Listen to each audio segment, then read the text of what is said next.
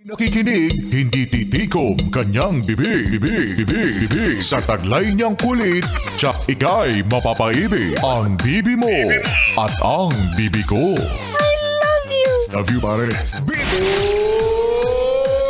Bibo!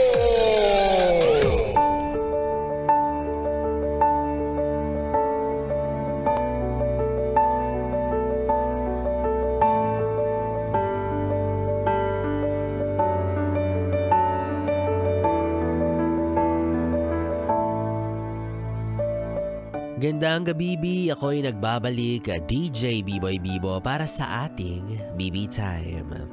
BB, remember 5 years ago, nung wala ka pang trabaho, akala mo hindi mo kayang mag-ipon ng maraming pera.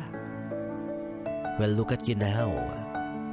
At least ngayon, sure ka na hindi ka talaga marunong mag-ipon ng pera kasi wala ka pa rin pera hanggang sa ngayon. Diba? Kaya naman ngayong May 1, mapapasabi ka na lang talaga ng May 1. May 1,000 ka ba dyan? Balik ko na lang sa katapusan. Hay nako, okay lang yan, Bibi, no? Makakaahon din tayo sa lugmok na ito. Oo.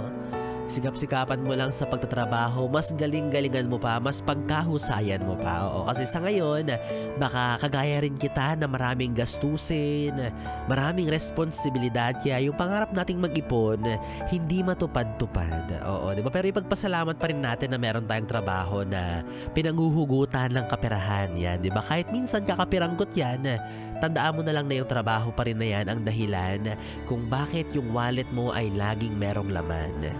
Laman na panandalian lang naman.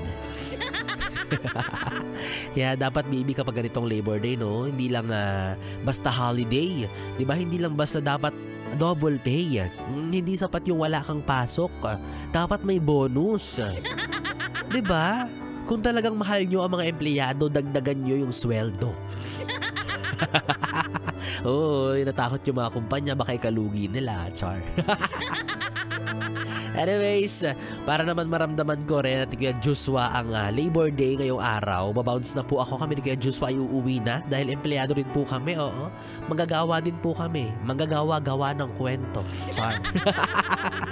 Let's call it a day, mga yes friend. Nakasama mo ang BB mo sa radyo, DJ B-Boy Bibo, ang DJ na single, ready to mingle, basta walang label. Magkasama at magkarinigan tayong muli bukas sa parehong oras. Dito pa rin at dito ka lang sa istasyong Tanggal Limot ang Problem, ang 101.1 Yes FM. Good night!